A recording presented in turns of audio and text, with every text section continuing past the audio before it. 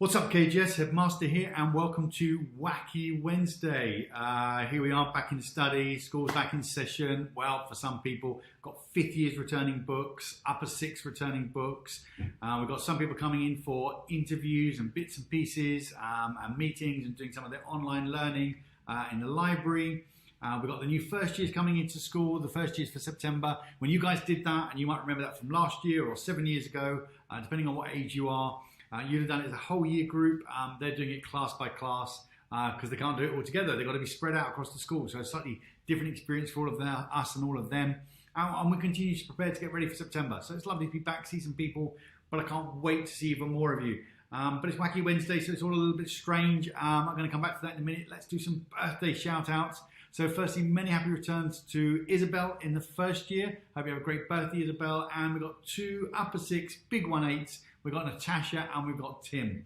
So many happy returns to all 3 of you. Hope you have a wonderful day with your family, touching base with friends. And as ever, it's your birthday. I hope it brings everything to your heart's desire. Have a great day, guys. So Wacky Wednesday, I've talked about this in the past. The title comes from a Dr. Seuss book. Dr. Seuss, great series of books. Some of you will be familiar. I hope you're all familiar with Dr. Seuss books from your childhood. And Wacky Wednesday, just one of the most fun of those. And I can't remember whether it falls into the category of it being read to you or with you or by you, but they were a great series in that they would escalate your reading talents from reading to, reading with, and then reading on your own, reading back to somebody. Something I really enjoyed with lots of books. So I thought, actually, what's my favourite series of books? Some of which I've touched on, but many of which I haven't. So you pick up one, and you might pick up the first one, the last one in the middle, and then you think, actually, I want to read all of these. And in looking at this list, I've had to leave loads out. I've left more out than I've been able to put in because I've stuck to the principle of a baker's dozen. So let's kick off with the classic Harry Potter. Read over and over and over again. The best one of the series, I think, is the first one. I think that's where the magic is created, the whole backstory, possibly disappointingly let down by the film not being so good. The films get better as they go on. The stories get better in part. They get a bit more grown up. They kind of grow up with its readership. But I think that first story is wonderful. It's a great book series. And the great thing about it got so many people back into reading of all ages. So well done, J.K. Rowling. Job well done there. Sticking with what I traditionally thought of as children or teen books, but read by many adults. Philip Pullman, his Dark Materials, kicking off with Northern Lights, obviously a great trilogy, been adapted for film and television. But actually the trilogy of books are brilliant, and the follow-up to those books that are coming out now, where I think back into book 2 of the second series, or the kind of prequel sequels, I haven't touched on those. So I've read those first 3, I think they're fantastic, but I haven't touched any of the new ones yet, but I will. And I should say I'm focusing on books where I have read all or some of, so I have some knowledge. I didn't pick any lists of things that I'm thinking, I don't know about that, I'm just told it's good. So hopefully these are recommendations you can take on board and just read one book from one series, and if you like it, read the whole series, and if you don't, try another one. Number 3 on the list, Percy Jackson. Now I could have gone for something more grown up. I really like Robert Harris's trilogy on Cicero. I think that's a brilliant series. What is it? Imperium, Lustrum, Dictator. Brilliant series, Cicero in the time of the Roman Empire, around the time of Julius Caesar and those kind of guys. Brilliant. But if you want to learn about Roman gods and Greek gods and life, the whole Percy Jackson series and the way it splinters off into the heroes, it's a wonderful series of books. It's great fun. Films, again, not quite so good, don't really do it justice, but Percy Jackson could have gone for Artemis Fowl, but I think Percy Jackson's just got a little bit more to it. But Rick Riordan, Ian Colfer, both brilliant. So I'm happy with both of those if you wanted to go for something different.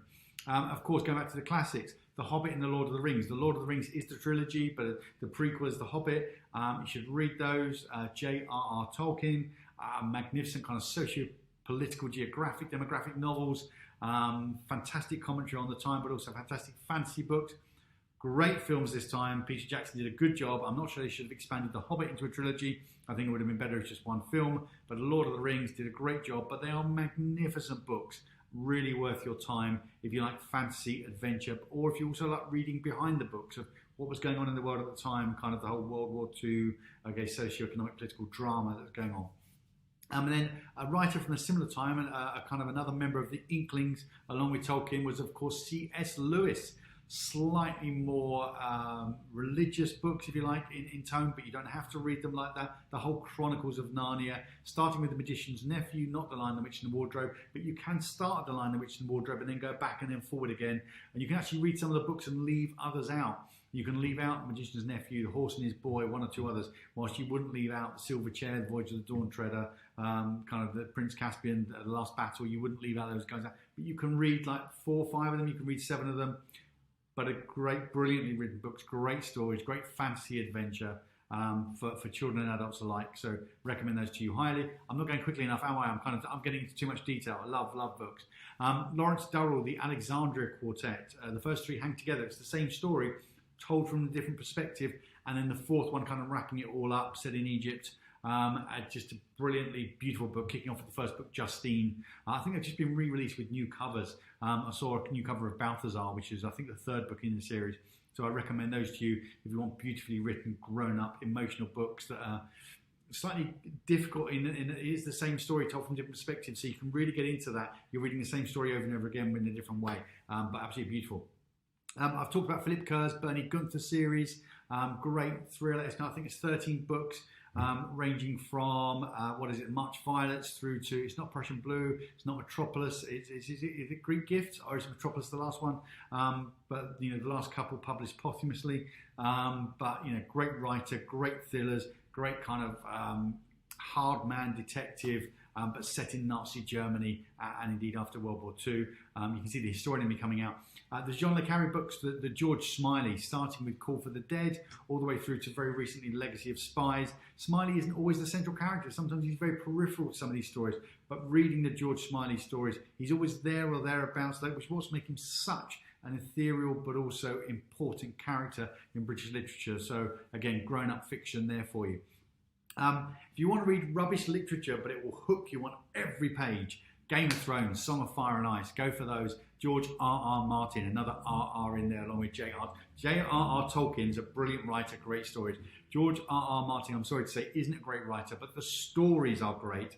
And every chapter leaves you hanging and wants you to read more. So actually worth a read, even if you do struggle sometimes with the way it's written. The Discworld series by Terry Pratchett, again, a brilliant author and great for children and adults alike. And the Discworld series, and again, it splinters off and goes in all directions, Morton and things like that. So really enjoyed those. I only read 1 or 2. Wish I had time to read the whole series. Might even go back to those over the summer. Of course, you've got summer holidays coming up. You can definitely dive into these. Noughts and Crosses, Mallory Blackman, a brilliant series of books. Noughts and Crosses, kind of a seminal kind of staple in children's literature these days, in learning about equality and tolerance. Really, really important series of books, but just a brilliant read as well. Great books, award-winning, justifiably so. So you've got the whole series. If you like Noughts and Crosses, you can read the whole series. I think 4 or 6 in the series, but it's a great series. And of course, again, there's lots of other books. She's got kind of a top 10 of brilliant literature. Margaret Atwood, The Handmaid's Tale trilogy. Only 2. It's only 2, isn't it? Actually, she's got another trilogy, but The Handmaid's Tale, I think, is absolutely fantastic. Followed up by The Testaments, and again, I think really worth reading. I really enjoyed that kind of dystopian era. You've got the other one, Oryx and Crake, I think, which is part of the Madadam trilogy. The Madadam or Madadam? Anyway, but it's a brilliant kind of writer who's got kind of trilogies and things in her locker that are actually just wonderful to read, and actually really well adapted for television as well. Then we've got Hilary Mantel, which is a trilogy, the Wolfhall trilogy. We've had Wolfhall, Bring Out the Bodies. Now we've got The Mirror and the Light. Again, really enjoyable from a historical point of view, but also from a literary point of view, really well written. And I'm going to finish off with another slightly lighter one, or maybe more dystopian, maybe darker, who knows, but good films, but brilliant books. Suzanne Collins, Hunger Games. And lots of little series like this. You've got the Divergent series, and you've got the Twilight series. All slightly different worlds, all slightly make-believe, but actually I think the best of them is Suzanne Collins' Hunger Games. So there's my 13. So we've got Harry Potter, His Dark Materials, Percy Jackson, or the Robert Harris Cicero. I'm kind of leaving that one in there.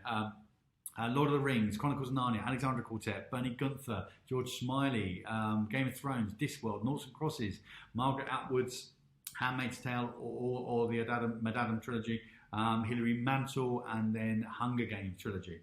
So just choose one, pick it up, enjoy it. Hopefully from the brief reference I've given you there, you'll have an idea of what it is. We're going to finish on a quote from Dr. Seuss, not from Wacky Wednesday, good as it is. I'm going to focus on just something from one of his other books, which is related to what we're talking about today. And there are hundreds of great quotes from Dr. Seuss. You could just look them up and pick any one, and they would all make sense, and they'd all be wonderful and inspirational. But I'm going to go for this one.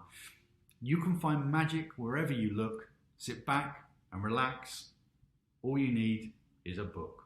Thank you, Dr. Seuss, for that. Thank you guys for watching. Keep taking care of yourselves, taking care of your family, being kind to your friends. Keep working well, being happy. Have a great day. Look forward to seeing you all soon. Until then, Headmaster out.